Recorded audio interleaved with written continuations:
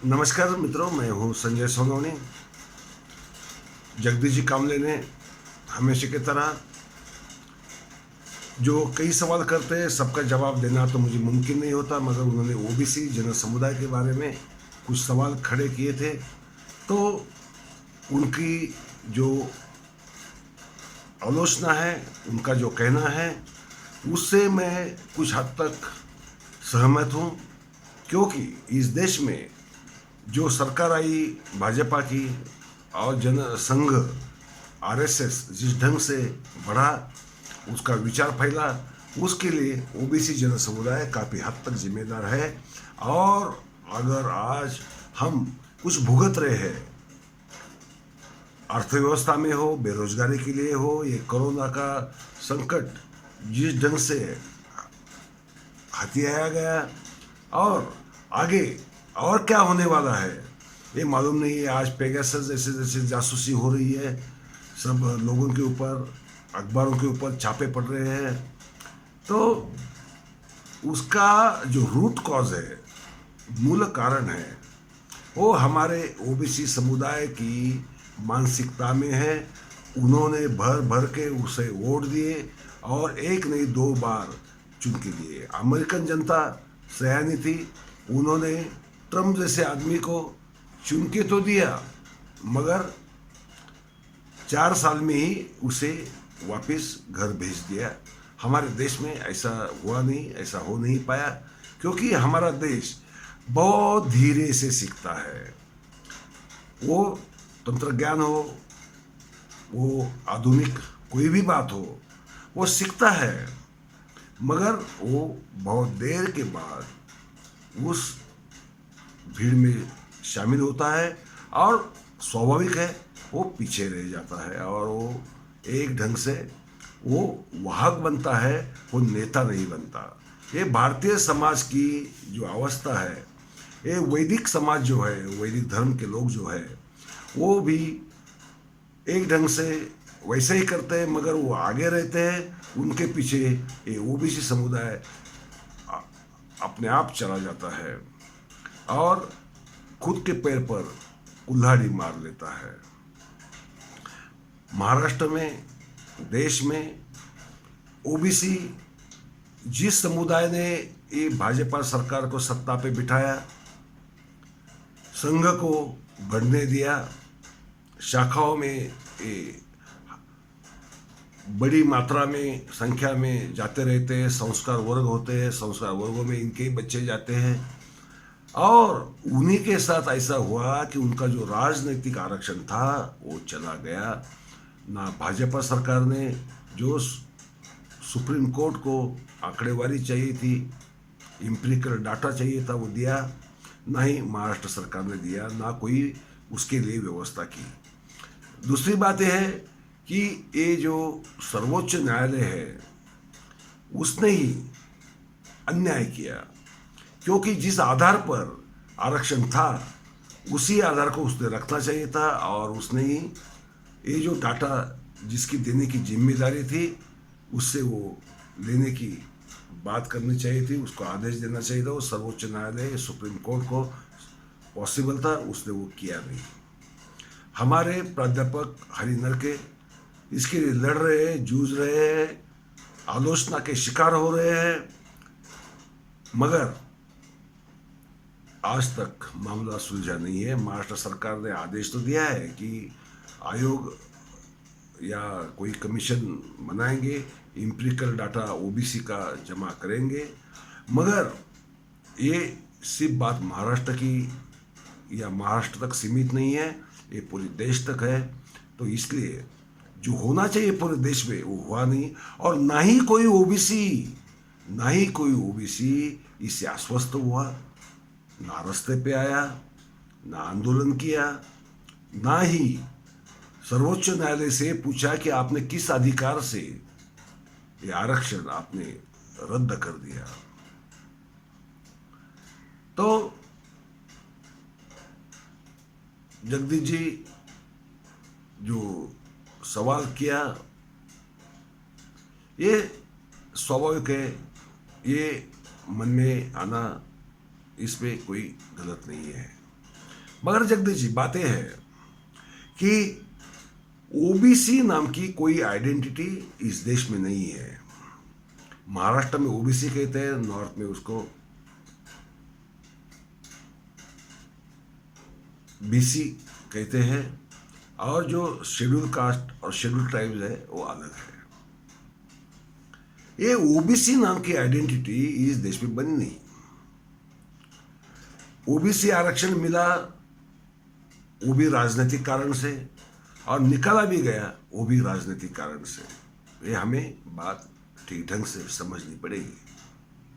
दूसरी बात यह है कि महाराष्ट्र छोड़ो, पूरे देश में जो पुरोगामी कहलाने वाले विचारक हुए, चिंतक हुए, नेता हुए, उन्होंने अपनी अपनी जाति का ही उपयोग किया। ओबीसी का टाइटल लेके उन्होंने अपने राजनीतिक फायदे उठा लिए, मगर ओबीसी समुदाय के लिए कुछ करने के लिए वो कभी आगे नहीं आए। आज तक का इतिहास है वो। दूसरी बात यह है कि ये जो ओबीसी वर्ग है वो धर्म के लिए वो बड़ा धार्मिक है। वो पंढरपुर जाएगा, तिरुपति बालाजी जाएगा, चारों धाम करेगा, कैलाश मानसरोवर की यात्रा करेगा, दक्षिण में जाएगा, वो सब करेगा। मगर ये उसकी धार्मिक यात्रा जो होती है, ये उसकी एक तरह से एक ढंग से आत्मवंचना होती है, क्योंकि उसमें धर्म कहीं नहीं होता, उसमें विचार कहीं नहीं होता, उसमें खुद को कुछ पाने की, वो ज्ञान के रूप से हो, विचार के रूप से हो, या ऐहिक रूप से हो, उसकी कोई कामना नहीं होती। ये श्रद्धालु ज़्यादा है। और ये जो पुरोगामी विचारक है, उन्होंने तो धर्म की निंदा की, देवताओं की निंदा की, धर्म को नकारा, देवताओं को नकारा, सिर्फ नकारा नहीं, गालियाँ दी। तो ये लोग ये विचारकों से दूर ही रहे, उनसे वो भटक गए, और ये एक ढंग से आरएसएस के प्रचार के पहले बली हो गए। जो वैदिक धर्मी है उनको मालूम है कि उन्हें क्या करना था, क्योंकि वैदिक धर्म को हम वैदिक है ये कहने के लिए शर्म नहीं आती, उनको डर लगता है, क्योंकि वो अलग पड़ जाएंगे, वे आइसोलेटेड हो जाएंगे, उनका जो सामाजिक वास्तव है वो सामने आ जाएगा। ये सामने नहीं लाने देना चाहते थे और ना ही लाने दिया। ये ओबीसी लोगों को समझ में नहीं आया कि वैदिक धर्म अलग है और ओबीसी का धर्म अलग है, ओबीसी एससी एसटी का धर्म अलग है, वो तीनों का मिलके हिंदू धर्म होता है और इनका वैदिक धर्म होता है। ये समझ में कभी नहीं आया। मगर वो खैर छोड़ो, वो आज तो कम से कम सैद्धांतिक रूप की बात है, ऐसा कुछ लोग कह सकते हैं। जो वास्तव है, मगर वो मानने के लिए जो बुद्धिशाली पना चाहिए, जो बुद्धिमानी चाहिए, वो अभी तक किसी के पास है ऐसा लगता नहीं। सबसे अगर मैं जब वैदिक धर्म और हिंदू धर्म अलग है ये कहता हूँ, तब से वैदिकों के समझ में आता है कि मैं क्या कह रहा हूँ ये, मगर ये ओबीसी एससी एसटी लोगों के समझ में नहीं आता। ये दुर्भाग्य की बात है। वो भी बात छोड़ो, आज ओबीसी का राजनीतिक आरक्षण चला गया है। सुप्रीम कोर्ट को जो एम्पिरिकल डाटा चाहिए वो डाटा कब आएगा, और आया भी, समझो आया भी, तो सुप्रीम कोर्ट वो डाटा को मानेगा नहीं मानेगा। जब वो डाटा आएगा तब सरकार कौन सी होगी, कौन किसी पक्ष की होगी, क्या होगी, ये आज हमें नहीं पता। इसका मतलब इतना ही है कि आरक्षण चला गया है, और वो कब रिस्टोर होगा ये आज हमें पता नहीं है। ये ओबीसी आइडेंटिटी अगर होती थी तो पूरे देश में सही मायने में इतना बड़ा हंगामा होता था, क्योंकि 50-60% लोग इस देश में ओबीसी कैटेगरी में आते हैं। ओबीसी कैटेगरी में कौन आता है? जो निर्माण करता है, जो निर्माण करता था, जो समाज था, आज भी है। वो समाज जिसे राजनीतिक प्रशासकीय स्तर पर जो प्रतिनिधित्व, जो रिप्रेजेंटेशन होना चाहिए था वो नहीं मिला। वो वर्ग यानी ओबीसी, ये घटनात्मक व्याख्या है, ये राज्य घटना से बनी हुई व्याख्या है या मंडल आयोग से बनी हुई व्याख्या है। मगर ओबीसी को ओबीसी कहने को शर्म आती है। हालांकि ये कोई अपमानजनक संज्ञा नहीं है, हालांकि ये संज्ञा यही दर्शाती है कि आप निर्माण करने वाले समाज से हो। आज जो पुरातन समय से आप जो व्यवसाय करते थे, वो लुहारी हो, कारपेंट्री हो, जो भी व्यवसाय हो, आज वो व्यवसाय काफ़ी आधुनिकता, यंत्र युग से चले गए हैं। उस लोगों की स्थिति में एक सुधार लाने के लिए वो कभी राजनीतिक स्तर पर प्रभावशाली नहीं थे, उन्हें कोई से नहीं था। उन्हें से देने के लिए ये जो समुदाय है उसे प्रतिनिधित्व देने की बात हुई थी और वो मिली भी थी, आज वो चली गई है। ये ओबीसी लोगों को, जो समुदाय में जो भी जातियाँ, जो भी पेशेवर जातियाँ शामिल है, उनकी समझ में क्यों नहीं आता। सही मायने में इन जातियों को, ये पेशेवर जातियों की या निर्माणकर्ता जातियों की समझ में ये आना चाहिए कि उन्हें अगर उनका जो अधिकार है उससे वंचित रखा गया तो इस देश का राजनीतिक सामाजिक बैलेंस पूरी तरह से बिगड़ जाएगा। ये समाज वैदिक धर्मीय लोगों का पूरी ढंग से गुलाम बन जाएगा और यही गुलामी लाने के लिए ये भाजपा सरकार, ये संघ पिछले 90 साल से, संघ 90 साल से, बीजेपी तो अभी बाद में बनी, उससे पहले जनसंघ था, ये नाम बदलते रहते, मुखौटे बदलते रहते, मगर ठीक है, इनका हेतु ही, इनका मकसद ही यही रहा है कि देश की हिंदू जनता को, ओबीसी, एससी, एनटी, एसटी, इनको दबाकर अपनी प्रभुसत्ता उनके ऊपर कैसे रखे, यही इनका प्रयास रहा है। और इसी प्रयास को समझे बगैर ये ओबीसी समुदाय उसका गुलाम बन चुका है, इसलिए एक विरोध नहीं करते। इनको लगता है कि मोदी जी ओबीसी है, जो नहीं है हालांकि, और होते भी तो जो आदमी गलत है वो ओबीसी हो या ना हो, या वैदिक हो या हिंदू हो, कुछ फर्क नहीं पड़ता। गलत है तो गलत ही है। मगर ये समझे बगैर ये ओबीसी सबसे ज्यादा तालियां पिटने वाला, थालियां बजाने वाला, सिटियां बजाने वाला, शंख फूंकने वाला, अगर कोई एक गुलाम समाज है तो ये ओबीसी समुदाय है। ये ओबीसी समुदाय ने एक ढंग से अपनी आत्मवंचना की वजह से, अपने खुद को फंसाने की वजह से, अपने खुद को धोखा देने की वजह से इस देश को धोखा दे दिया, अपने आप को धोखा दिया, और आज देश के हालात ये है, बहुत बिगड़े हुए हालात है। इसके लिए ओबीसी जिम्मेदार है। और मैं ओबीसियों को या ओबीसी समुदाय में जो भी पेशेवर जाति आती है उनको ये कहूँगा कि आप जगोगे कब, आपको जाग कब आएगी। ये गहरी नींद से, ये नशे से, ये वैदिक नशे से आप बाहर कब आओगे।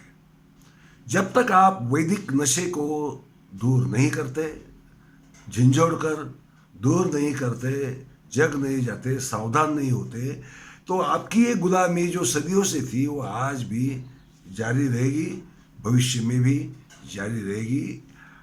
आपकी आने वाली पुश्तें पछताएगी, आपको गालियाँ देगी, आपको दोष देगी, मगर उनका हित, उनका भला करने वाला इस देश में कोई नहीं बचेगा।